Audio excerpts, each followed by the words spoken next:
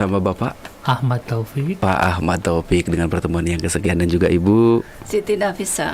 Iya, dan juga tentunya buat adik-adik SMPN Negeri 1 Cisarua ya, sekali lagi dengarkan baik-baik ya apa yang disampaikan oleh guru-gurunya, materi yang diberikan oleh gurunya, dan juga mungkin nanti akan ada tugas juga di akhir, jadi disimak baik-baik pelajaran yang diberikan ya.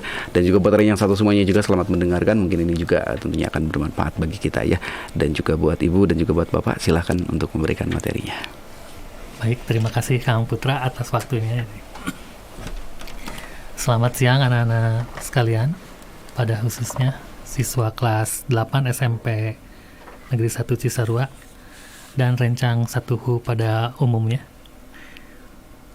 Pagi menjelang siang ini kita bisa menyapa kembali melalui radio 1HU PJJ IPA.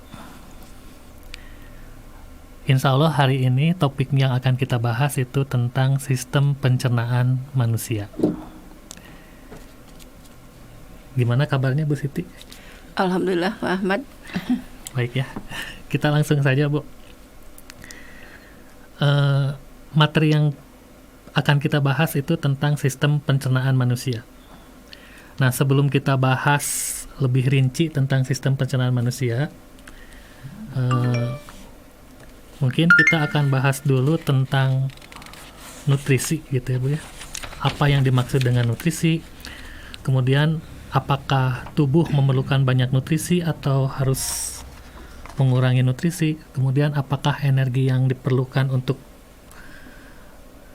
beraktivitas sehari-hari itu sudah cukup atau masih kurang? Nah, berikut ini penjelasan tentang nutrisi dan energi yang diperlukan oleh tubuh manusia. Mangga Bu Siti mungkin bisa dijelaskan terlebih dahulu apa itu yang dimaksud dengan nutrisi. Ya, terima kasih Pak Ahmad. Saya akan mencoba menjelaskan tentang sistem pencernaan, tapi diantaranya adalah nutrisi. Tapi sebelumnya izinkan untuk menyapa para siswa dan para pendengar Radio 1HU. Assalamualaikum warahmatullahi wabarakatuh. Selamat siang anak-anak. Selamat mendengarkan kembali di Radio 1HU. Dan pada saat ini Ibu akan menjelaskan tentang sistem pencernaan. Dan alhamdulillah pada kesempatan ini kalian juga sedang belajar tentang sistem pencernaan untuk kelas 8 ya, kelas 8 ya. Dan diantaranya dari sistem pencernaan itu ada hubungannya dengan nutrisi. Ya, betul. Apa itu nutrisi? Nutrisi itu atau gizi ya, atau zat makanan ya yang dibutuhkan oleh tubuh kita atau organisme ya. Itu untuk apa? Yaitu sebagai sumber energi, kemudian untuk menjaga kesehatan, pertumbuhan dan berlangsungnya fungsi normal pada jaringan dan organ pada tubuh kita. Jadi nutrisi itu adalah zat gizi yang dibutuhkan oleh tubuh kita gitu. ya. Itu. Selanjutnya nutrisi apa saja Bu yang dibutuhkan oleh tubuh ini? Nah, nutrisi yang kita butuhkan itu macam-macam ya, diantaranya adalah karbohidrat, kemudian lemak, terus protein. Nah, itu merupakan sumber daripada energi ya. Kemudian ada juga selain yang tadi ada vitamin, mineral dan air. Kemudian tadi kalau karbohidrat, lemak dan protein itu karena merupakan sumber energi maka dibutuhkan dalam jumlah yang banyak ya. Tidak seperti misalkan kalau vitamin dan mineral itu dibutuhkannya itu dalam jumlah yang sedikit gitu ya. Jadi kalau begitu ada yang perbandingannya nutrisi yang dibutuhkan dalam jumlah yang banyak dan ada yang sedikit gitu. Tapi ya. Keduanya mungkin harus terpenuhi mungkin ya. Ya, keduanya harus terpenuhi. Walaupun jumlahnya berbeda gitu. Ya. Jadi ada nutrisi yang dibutuhkan dalam jumlah yang banyak, ada nutrisi yang dibutuhkan oleh tubuh dalam jumlah sedikit, yang tapi sedikit. Baik yang banyak maupun yang sedikit dibutuhkan oleh tubuh itu harus terpenuhi. Ya. Baik Bu, mungkin sekarang kita bahas saja satu persatu jenis-jenis nutrisi yang diperlukan oleh tubuh Bu. Ya, bangga. Insya Allah kita dicoba ya diuraikan dari nutrisi yang kita butuhkan dalam tubuh kita. Ya. Diawali dari karbohidrat ya. Dulu mungkin Bu ya. Ya. Nah, karbohidrat ini ada 3 jenis.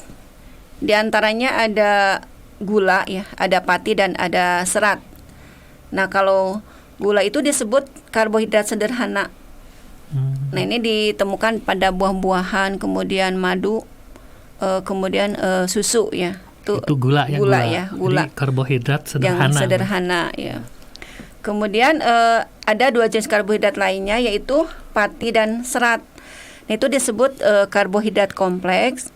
Nah, ini karena di sini temukan pati itu ditemukan di dalam kentang, kemudian dan makanan yang terbuat dari biji-bijian atau serat ya. Serat misalkan biasanya pada sayuran pada sayuran yang mengandung selulosa ya. Misalkan selulosa ini kalau misalkan lihat di dalam sel ya, ada di dinding selnya, di dinding sel gitu ya, itu ada selulosa. Itu pelajaran kelas 7 gitu ya. Kelas 7 betul. Pelajaran kelas 7 nih. Kemudian kalau seperti pada contoh makanannya ya, misalkan yang mengandung karbohidrat, misalnya pada roti, kemudian gandum gitu ya, atau sereal-sereal yang lainnya, sereal ya. Kemudian ada kacang-kacangan, macam-macam ya, kacang itu ada kacang polong, kemudian ada kacang merah dan sebagainya. Kemudian sayuran dan buah-buahan sebagai sumber serat. Ya, itu merupakan sumber serat yang baik ya. Nah, di antaranya serat ini tidak dapat dicerna oleh saluran pencernaan ya. Jadi dibuang melalui feses atau tinja mungkin gitu ya, tinja. Jadi serat itu tidak dicerna, tapi dibutuhkan untuk membantu proses pencernaan makanan. Nah, gitu ya. Untuk melancarkan ya pada saat pencernaan, pada buang air besar gitu ya. Biasanya kalau yang sulit untuk buang air besar itu karena kurang serat gitu betul, ya. Betul. Jadi bisa disimpulkan karbohidrat ini sebagai sumber energi. Ya, sumber energi yang utama terutama gitu ya, didapatkan dari gula dan pati ya untuk karbohidratnya. Bisa, ya. Sedangkan serat itu hanya membantu dalam proses pencernaan makanan. Ya. Baik, sudah sangat jelas sekali ini penjelasan tentang karbohidrat. Mudah-mudahan anak-anak di rumah juga bisa memahami fungsi dan peranan karbohidrat dalam pemenuhan nutrisi. Gitu ya. Ya. Selanjutnya nutrisi berikutnya Bu yang akan kita bahas nih tentang lemak mungkin Bu. Silahkan Bu. Nah, tadi kita membahas tentang karbohidrat ya. Mungkin ada yang belum disampaikan ya. Yang karbohidrat itu contohnya mungkin pikirannya hanya pati aja gitu ya. Betul. Nah, itu sepertinya makanan dalam inilah yang bisa kita temui lah dalam kehidupan sehari-hari ya, selain roti gitu ya. Roti, kemudian ada singkong gitu ya. Singkong nasi yang gitu ya. Nah, itu ada karbohidratnya. Nah, di sini kita lanjutkan pada lemak ya. Bu, sekarang nah, lemak. kalau berdasarkan struktur kimianya, lemak itu dibagi dibagi dua jenis, yaitu ada lemak jenuh dan ada lemak tidak jenuh ya. Nah, kalau lemak tak jenuh itu biasanya cair pada suhu kamar. Suhu kamar itu sekitar 30 derajatan, Bu. Ya, kurang lebih itu ya. Jadi bisa cair dalam suhu kamar seperti itu ya. Kemudian minyak nabati ya serta lemak yang ditemukan dalam biji itu termasuk lemak tidak jenuh. Jadi pada lemak nabati itu berarti lemak yang berasal dari tumbuhan ya. Betul. Berasal dari tumbuhan itu termasuk lemak tak jenuh. Ya. Tapi kalau lemak yang jenuh itu biasanya berasal dari hewani ya. Lemak hewani ya. Misalnya lemak pada gaji Bu ya. Ya, misalkan daging. Pada gaji gitu ya. Daging. Nah, itu keju juga itu masuknya lemak tak jenuh Bu ya. Lemak jenuh mungkin ya. Ya, kalau misalkan itu kan kalau keju berasal dari ini ya, dari hewan ya. Betul. Misalnya daging gitu ya, susu, keju, minyak kelapa. Ini minyak kelapa bisa juga ya. Bisa termasuk jenuh, lemak jenuh. Lemak tak jenuh Bu. Lemak tak jenuh kan itu karena berasal dari tumbuhan nabati, ya. Betul. Dari nabati. Kemudian contoh yang lainnya misalkan minyak sawit ya, itu lemak tak jenuh. Lemak tak jenuh juga, betul. Kemudian lemak ini merupakan unit penyimpanan yang baik ya untuk energi. Jadi sebagai cadangan ya. Cadangan makanan, karena nanti dia akan disimpan di bawah jaringan adiposa ya. Lemak Ya, lemak ini jadi sebagai disimpan di bawah energi, ya. cadangan energi ya.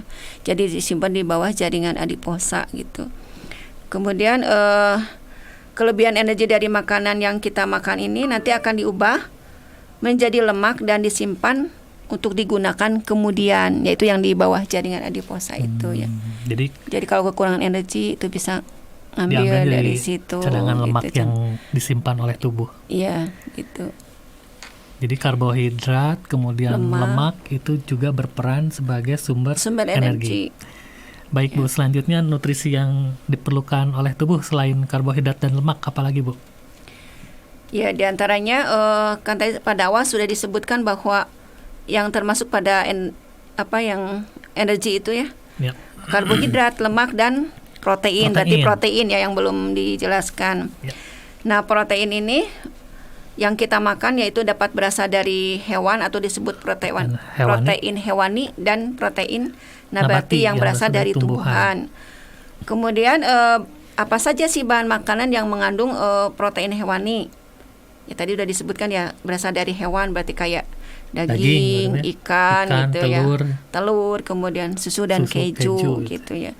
Kemudian kalau yang dari nabati ya, tumbuhan. Protein nabati misalkan kacang-kacangan ya, kacang kedelai, kacang hijau, kacang-kacang yang lainnya lah, banyak kacang merah dan sebagainya. Termasuk tempe juga Bu, tempe, itu sumber protein juga dari kedelai ya. Iya, dari kedelai. Ya misalkan tadi kan tempe ya yang terbuat dari kacang kedelai, atau tahu gitu. Juga sama Bu. Itu yang merupakan sumber makanan yang mengandung protein yang terbaik gitu ya. Ya, betul. Jadi daging tanpa tulang gitu ya. Harganya murah tulang, tapi gizinya bagus. Iya, nah itu ya. Nah, kita banyak yang digemari ya tahu itu ya, karena mudah untuk didapat gitu ya.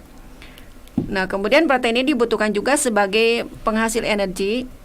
Terus fungsinya untuk pertumbuhan dan menggantikan sel-sel tubuh kita yang rusak. Jadi dalam tubuh kita itu ada mungkin bagian-bagian sel yang rusak, nah itu digantikan oleh oleh protein gitu ya. Jadi kalau kita sedang sakit, ini protein harus lebih banyak ya, karena untuk mengganti sel-sel tubuh yang rusak ya. Karena kalau kita sedang sakit, biasanya sel-sel tubuh kita banyak yang rusak. Ya, itu.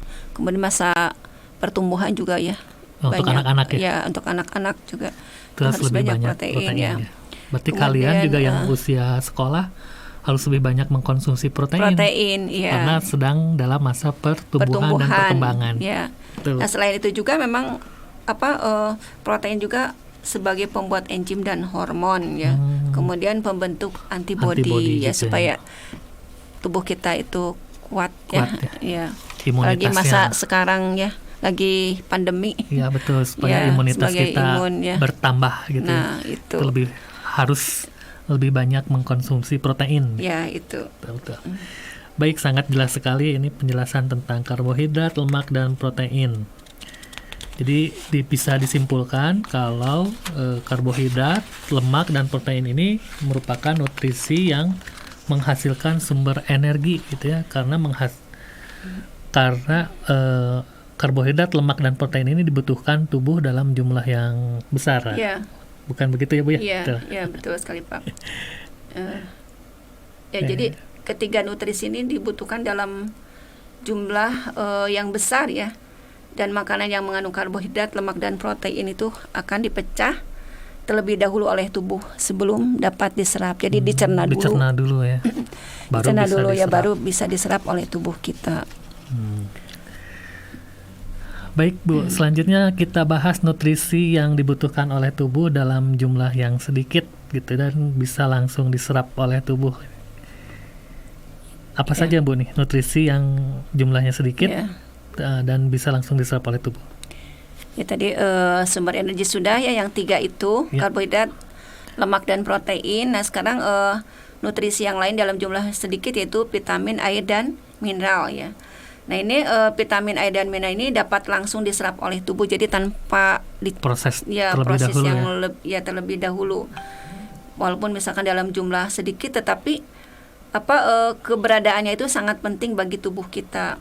Karena kalau kekurangan vitamin dan air dan mineral itu akan menyebabkan gangguan yang terjadi pada tubuh gitu ya. Jadi intinya nutrisi yang kita makan atau yang dibutuhkan oleh tubuh itu nutrisinya harus seimbang gitu ya. Ya harus seimbang antara energi dengan yang tadi ya, yang jumlah banyak ataupun jumlah yang sedikit gitu ya. Itu harus seimbang. Baik Bu, berarti kita akan bahas tentang vitamin, mineral, dan air sekarang Bu ya. Iya. Kita bahas dulu tentang vitamin nih Bu. Vitamin ini banyak jenisnya kalau nggak salah Bu. Banyak jenisnya, kemudian walaupun dibutuhkan oleh tubuh dalam jumlah yang sedikit, tapi kalau kita kekurangan vitamin, tubuh kita nanti akan mengalami gangguan mungkin ya. Ya. Ya, enggak Bu, bisa dijelaskan tentang vitamin? Ya, mangga Pak. Nah di sini vitamin ini dibutuhkan dalam jumlah sedikit, namun harus ada gitu ya, karena diperlukan untuk mengatur fungsi tubuh dan mencegah beberapa penyakit. Nah vitamin ini dikelompokkan menjadi 2, diantaranya vitamin yang larut di dalam air dan ada vitamin yang larut di dalam lemak. Kalau vitamin yang larut di dalam air itu diantaranya vitamin B dan C. Itu Sedangkan dalam air. ya dalam air. Sedangkan kalau vitamin yang larut di dalam lemak itu, kalau ibu suka menyingkatnya ADEK gitu ya. Iya. Vitamin ADEK atau vitamin A, D, E dan K gitu. Itu yang larut di dalam lemak gitu ya. Nah itu. Jadi untuk memudahkan menghafal ya ada. Jadi yang larut dalam air dicatat nih, BC. ingat-ingat BC gitu ya. Kalau yang larut dalam lemak ADEK gitu ya, ADEK, vitamin A, D, ADEK. E dan K gitu. Nah itu untuk mempermudah ya. Mempermudah, betul. Biar ingat terus gitu. Bisa dicatat ya sama kalian nih. Ya. Untuk mempermudah. Baik Bu, bisa dibahas nih manfaat dari setiap vitamin dan sumber vitaminnya Bu sekarang nih. Vitamin A, B itu manfaatnya untuk apa, kemudian sumbernya apa gitu. Nah untuk jenis vitamin ya kita karena sedang belajar IPA kelas 8. Nah kalian kan sudah dapat buku paket, mungkin untuk lebih jelasnya bisa dilihat pada buku paket kelas 8 semester 1. Itu ada pada halaman 173, tabel 48. Di situ ada jenis vitamin, sumber dan manfaatnya. Nah di situ ada vitamin A. Nah manfaatnya untuk apa sih vitamin A itu? Nah ternyata vitamin A itu diantaranya untuk menjaga kesehatan mata, kemudian meningkatkan sistem kekebalan tubuh ya, kemudian pertumbuhan tulang dan menguatkan gigi. Nah sumbernya dari mana? Di sini kan ada yang kalau di sini ada nabati dan ada hewani. Iya. Ada susu, ada telur, kemudian ada hati. Nah itu termasuk pada hewani ya. Kemudian kalau sereal, sayuran yang warnanya oranye ya, seperti misalkan pada wortel, ubi jaral, labu dan buah-buahan itu termasuk pada vitamin yang berasal dari nabati ya. Nah kemudian untuk vitamin B itu fungsinya untuk mengatur fungsi tubuh, membantu untuk menghasilkan sel darah merah. Jadi sel darah merah itu dibantu oleh vitamin B ya. Nah, diantaranya sumbernya itu gandum ya. Gandum. Kemudian makanan laut ya. Atau yang sekarang seafood ya. Seafood. Itu berarti banyak mengandung vitamin B. Nah, itu. Kemudian daging, telur, produk susu. Seperti misalkan susu asam, sayuran ya, yohar ya. Kemudian sayuran yang berdaun hijau ya. Sumber vitamin B. Nah, itu. Kemudian kacang-kacangan juga. Nah, yang berikutnya vitamin C. Vitamin C ini Bu. Nah, itu untuk membentuk kolagen ya. Jadi menjaga kesehatan jaringan tubuh seperti gusi dan otot. Ada hubungannya dengan ini ya, gerak ya, sistem gerak ya. Dan membantu tubuh melawan infeksi gitu ya, untuk antibody juga ya. Itu. Harus banyak mengkonsumsi vitamin C juga. Seperti supaya tidak sariawan juga ya vitamin C. susah buang air besar juga karena kekurangan vitamin C juga. Nah ini diantaranya banyak ya, buah jeruk, stroberi, jambu, biji, kemudian cabai ya gitu ya, buah-buahan lah. Kemudian ada sayurannya, brokoli, bayam, dan sari buah, jeruk gitu ya. Terus vitamin D ini menguatkan tulang dan gizi, hubungannya dengan tulang ya, membantu tubuh menyerap kalsium membentuk tulang. Di antaranya terdapat pada kuning telur, kemudian minyak ikan, dan makanan yang diperkaya seperti susu serta susu kedelai ya. Jadi vitamin D ini penting untuk kesehatan tulang ya, tulang. Nah, berikutnya vitamin E. Vitamin E sekarang, Bu. Nah, ternyata vitamin E ini sebagai antioksidan ya. Itu untuk membantu melindungi sel dari kerusakan ya. Ini penting bagi kesehatan sel-sel di dalam sel darah merah ya. Minyaknya tergantung pada minyak sayur, kemudian kacang-kacangan dan sayuran yang berdaun hijau, alpukat, gandum, dan biji-bijian. Kemudian vitamin K ini untuk membantu pembekuan darah dan meningkatkan pertumbuhan dan kesehatan tulang. Misalnya buah-buahan ya, alpukat, anggur, kemudian ada sayuran hijau. Terus produk susu seperti yogurt ya, umbi-umbian ya, biji-bijian dan telur. Nah itu jenis vitamin dan sumber-sumbernya vitaminnya. Jadi kalau saya dengarkan tadi penjelasannya, vitamin ini penting sekali fungsinya bagi tubuh. Kemudian sumber-sumber vitamin ini lebih banyak didapatkan dari sayur dan buah-buahan mungkin, Bu ya. Iya. Baik, lengkap sekali penjelasan tentang vitamin ini. Selanjutnya kita bahas tentang mineral, Bu. Ya, dalam tubuh kita itu memerlukan sekitar 14 jenis mineral ya. Di antaranya ada kalsium ya, ada fosfor, kemudian ada potasium, ada sodium, besi, yodium, dan seng. Nah, seng di sini bukan seng yang untuk bangunan ya. Ini jenis mineral ya. Jadi si mineral ini biasanya didapatkan dari makanan yang kita makan. Nah, itu gitu ya.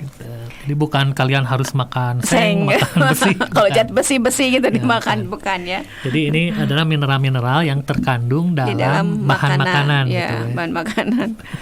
Nah, takutnya ada yang tidak paham gitu ya. Tidak paham, takutnya nanti makan seng ya. Kayak kuda lumping nanti. Ya, maka Bu, ini jadi ingat ya, mineralnya itu adalah mineral yang terkandung dalam bahan makanan. Bahan makanan ya. Bukan berarti kalian harus makan seng, besi atau yang lainnya. Nah, jadi mineral di sini adalah nutrisi yang sedikit ya, mengandung atom karbon. Nah, di sini mineral ini berfungsi di dalam proses pembangunan sel. Kemudian membantu reaksi kimia di dalam tubuh. Terus mengangkut oksigen ke seluruh tubuh dan pembentukan serta pemeliharaan tulang. Nah, itu ya mineral. Kemudian air, sebenarnya air yang ada pada tubuh itu lebih banyak ya jumlahnya itu ya. Jadi 80% tubuh kita itu terdiri atas air. Terdiri dari air. Nah, air ini merupakan faktor yang paling penting untuk kelangsungan hidup.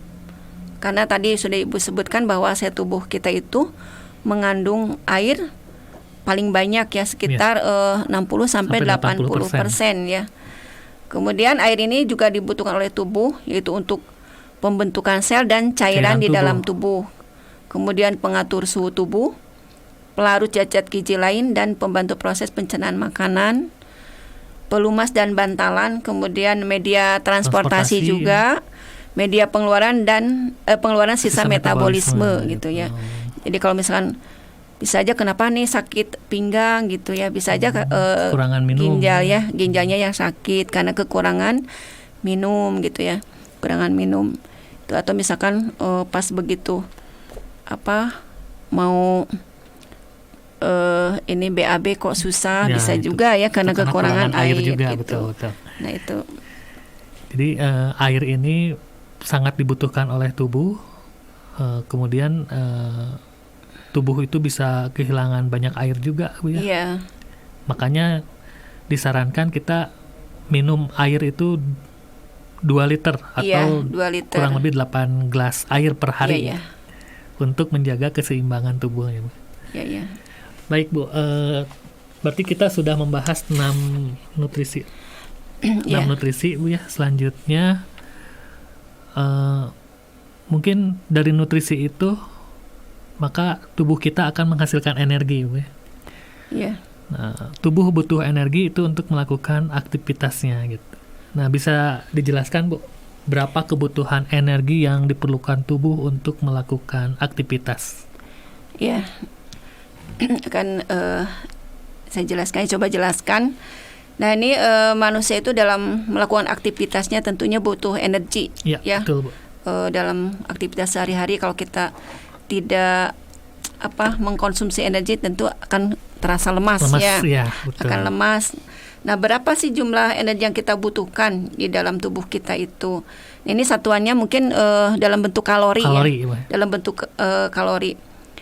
Nah, di antaranya kalau kita hitung energi yang kita butuhkan dalam kalori itu ya, satuan kalori itu 1 kilokalori itu atau disingkat dengan KKL ya, KKL itu sama dengan 1000 kalori atau sebesar 4.200 joule gitu ya. Kemudian cara mengetahui jumlah kalori dalam ini, Bu, makanan yang paling penting nih, cara mengetahui jumlah kalori dalam makanan itu gimana? Itu dengan menggunakan ada alat ukurnya ya, namanya kalorimeter ya. Jadi alat ukur untuk mengetahui kalori yang dibutuhkan oleh tubuh, kalorimeter. Itu namanya kalorimeter. Nah, itu ya. Jadi akan di sana kalorimeter ini alat yang terdiri atas wadah logam yang direndam dengan air yang diketahui volumenya. Gitu. Kemudian makanan kering dalam wadah diletakkan pada wadah kalorimeter, kemudian diisi oksigen dan direndam dengan air. Ya. Kemudian di situ berdasarkan hal tersebut maka rata-rata yang diambil untuk menyatakan kalori yaitu 1 gram karbohidrat sama dengan 4,1 kilokalori atau 1 gram protein sama dengan 4,1 kilokalori atau 1 gram lemak sama dengan 9,3 kilokalori.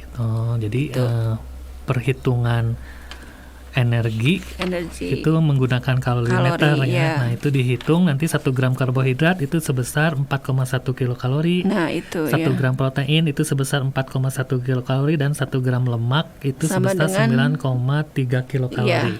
Nah, itu hasil dari penghitungan kalorimeter gitu ya. Yeah. Nah, ada nggak, Bu, faktor yang mempengaruhi kebutuhan energi pada tubuh? Oh, ada. Di antaranya usia ya. Usia juga mempengaruhi. Kita ya, terus jenis kelamin juga mungkin ya berpengaruh juga ya. Usia, jenis Jenis kelamin. Kalau misalkan laki-laki dengan perempuan kayaknya beda ya makanannya ya. Kalau laki-laki biasanya RW07 ya, RW06 ya. RW06 karena energi yang dibutuhkannya lebih besar. Lebih besar ya. Karena energi yang dikeluarkannya juga lebih besar.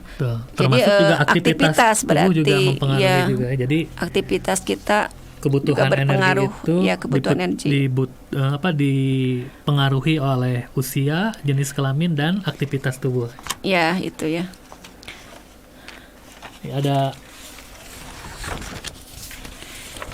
Ada kebutuhan energi yang dibutuhkan dalam setiap aktivitas nih, Bu. Contohnya misalnya kalau naik tangga, kalori yang dibutuhkannya berapa nih, Bu? Kalau berjalan, naik tangga. Kan itu ada aktivitas mungkin berat ya, ada aktivitas sedang, ada aktivitas ringan gitu.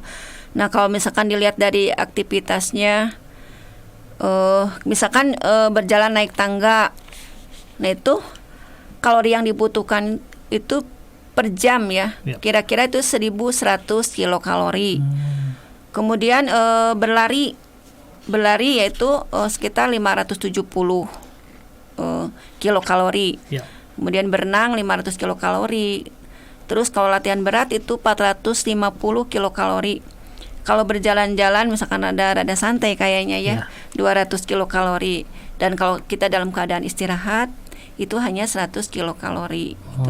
Jadi di antara dalam keadaan istirahat pun ternyata kita butuh kalori energi juga, butuh kalori yang energi ya. Nah, itu. Baik, ya mudah-mudahan ini para siswa kita bisa memahaminya juga ini tentang nutrisi ini. Selanjutnya ini materi yang akan kita bahas itu tentang organ pencernaan, Bu ya. Oh iya. Organ-organ yang terlibat dalam sistem pencernaan manusia. Pencernaan ya. Ya dalam proses pencernaan ya otomatis tidak lepas dari organ-organ ya yang ada pada tubuh kita. Ya, struktur pencernaan ya. Organ pencernaan. Nah, di situ organ-organ pencernaan itu ada organ pencernaan utama dan organ-organ tambahan. Oh, jadi ada organ utama dan organ pencernaan. Pencernaan, Ya, organ tambahan. Organ tambahan Ya. dalam sistem pencernaan. Dalam sistem pencernaan gitu ya. Ya. Sebenarnya bisa kita kenal oleh diri kita masing-masing ya, oleh kalian juga untuk menghafal Ya. organ-organ pencernaan, di antaranya dari kita mulai dari mulut aja. Itu harus berurutan gitu. Pada saat menyebutkan organ pencernaan itu berarti harus berurutan, tidak boleh misalkan anjok dari anus dulu gitu ya. Bisa ya. Jadi dari awal dari awal. harus diingat mulainya dari mana gitu makan itu. Ya pertama misalkan ini organ yang utama itu dimulai dari mulut. Dari mulut dulu. Makanan masuk ke dalam mulut, kemudian setelah itu kan dikunyah di dalam ini. Di mulut ada gigi, kemudian ada lidah. Ya ada gigi, ada lidah, ada enzim gitu. Kemudian masuk ke dalam kerongkongan. Dari kerongkongan dari sini masuk ke lambung. Ya, masuk ke lambung. Kemudian dari lambung masuk ke usus kecil ya. Usus kecil atau usus halus ya. Usus halus, kemudian masuk ke usus besar, terus ke rektum dan berakhir di anus ya. Nah, jadi, seperti yang kalian rasakan mungkin pagi hari atau apa ya gitu ya. Betul. Jadi diingat-ingat ya anak-anak, mulainya dari mulut dulu, kemudian masuk ke kerongkongan, kemudian masuk ke lambung, ke usus kecil, usus besar, rektum, dan nanti berakhir di anus mungkin ya. itu ya, Bu ya. Ya. Itu adalah organ-organ pencernaan ya, yang utama. Ya. Kalau organ tambahan ini apa aja, Bu? Kalau organ tambahan misalnya berupa kelenjar pencernaan makanan. Nah, ini yang berperan di dalam membantu ya di dalam mencerna makanan. Misalnya yang kelenjar pencernaan dalam proses pencernaannya ini berfungsi menghasilkan enzim-enzim yang digunakan di dalam membantu pencernaan makanan proses secara kimiawi ya. Jadi ada pencernaan itu ada yang secara kimiawi yaitu dengan bantuan enzim-enzim ya.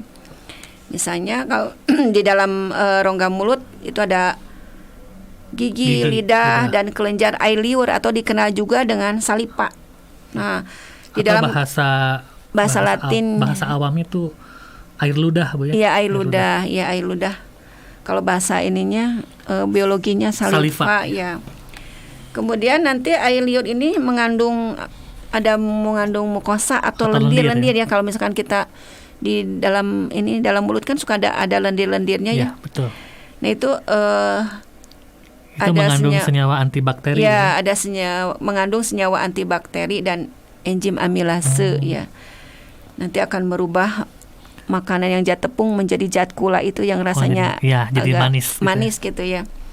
Jadi pencernaan makanan di rongga mulut terjadi secara mekanis dan kimiawi. Kalau mekanisnya dengan menggunakan gigi dan lidah. Kalau kimiawinya dengan bantuan amilase air liur tadi ya. Yang mengandung enzim amilase. Nah, itu.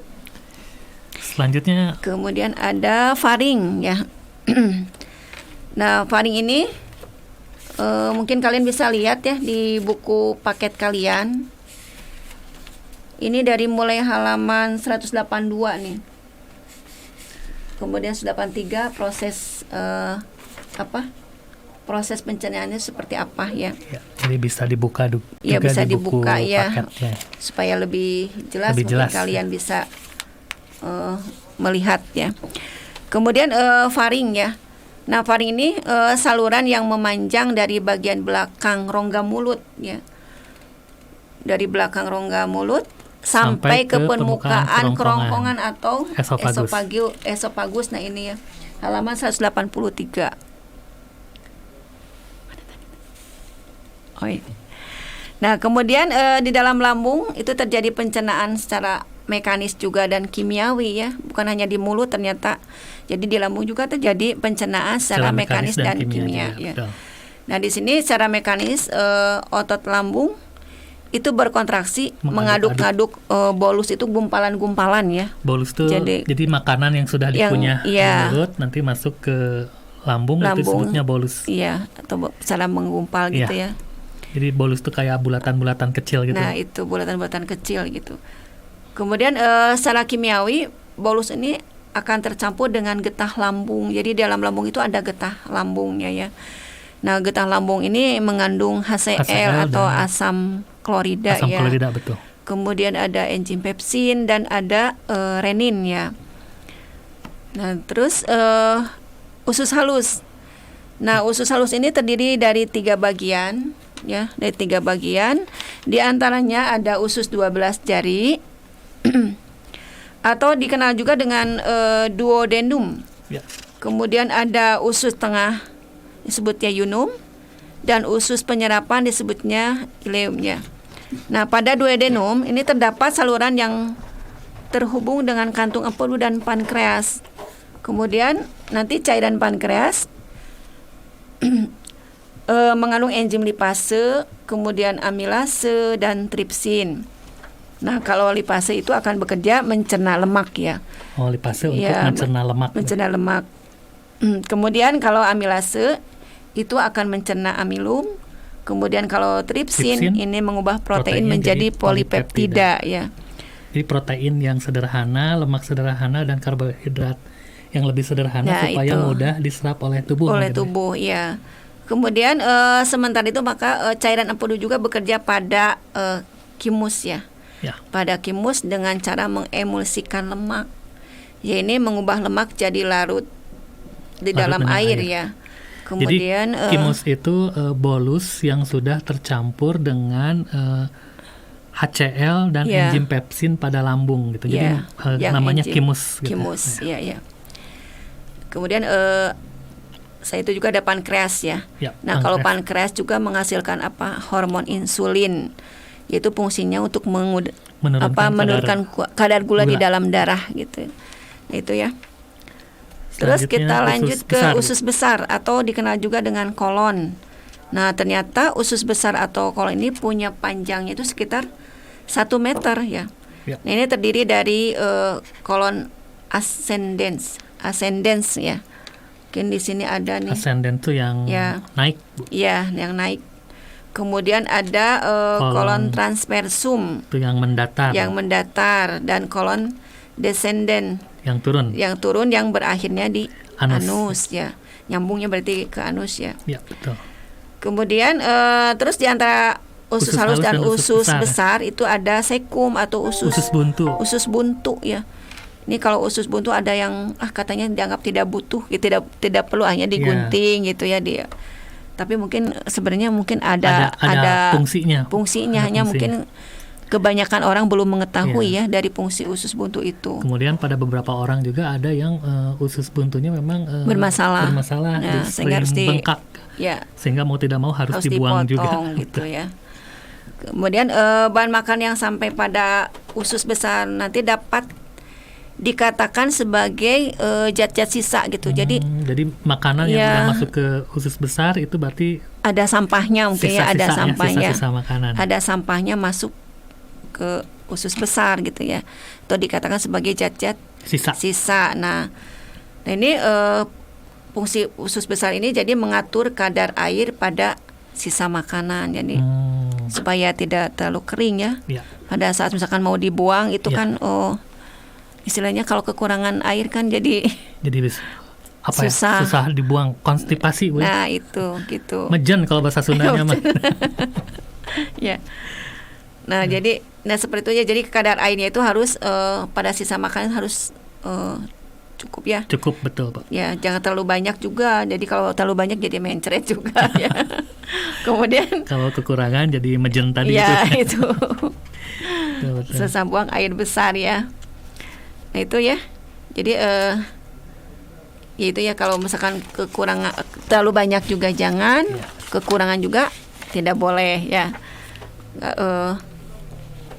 Kemudian di dalam usus besar juga terdapat banyak bakteri ya, banyak sekali bakteri Ya, Escherichia betul. coli ya. Itu yang membantu membusukkan sisa-sisa makanan tersebut. Jadi zat-zat sisa makanan itu tidak dibiarkan langsung keluar gitu, tapi dibusukkan dulu gitu ya, dibusukkan dulu oleh bakteri Escherichia coli ya. Nah, di situ bakteri Escherichia coli ini mampu membentuk vitamin K dan vitamin B12 gitu. Kemudian nanti sisa makanan yang tidak terpakai oleh tubuh ini beserta gas-gas yang berbau ya. itu yang disebut dengan tinja atau feses ya. Itu akan dikeluarkan melalui anus gitu. Ya. Nah, itu. Baik Bu, mungkin sudah cukup jelas ya sama anak-anak dijelaskan tentang organ-organ pencernaan yang berperan dalam sistem pencernaan manusia. Baik Bu, mungkin karena waktu juga yang sudah habis ya. Mungkin bisa kita lanjutkan nanti pada pertemuan yang akan datang Bu. Iya ya. Mungkin itu saja Kang Putra. Iya. Pembelajaran kita pada siang hari ini. Siapa. Dan juga buat adik-adik mungkin sekian ya pembelajaran dari Ibu dan Bapak guru kita ya tentang organ tubuh ya. Sistem pencernaan ya. Iya. Tentang sistem pencernaan yang tentunya diberikan. Juga mungkin ini bukan bermanfaat bagi adik-adik saja yang belajar, tapi juga bagi kita semua. Mungkin kita jadi bisa tahu gitu kan ya. Tentang sistem pencernaan yang ada di dalam tubuh kita ya. Dan juga buat Renyang Satu Semuanya dan adik-adik di rumah mungkin sekian ya pembelajaran kita kali ini, karena mungkin waktu juga ya, kita harus Jumatan juga. Jadi kita sekalian pamit saja. Di sini saya Putra dan juga ada Pak Ahmad Taufik. Ada juga Siti Nafisa. Pamit undur diri dari ruang dengar yang satu semuanya. Akhir kata dari kita, wabillahi taufiq wal hidayah. Wassalamualaikum warahmatullahi wabarakatuh.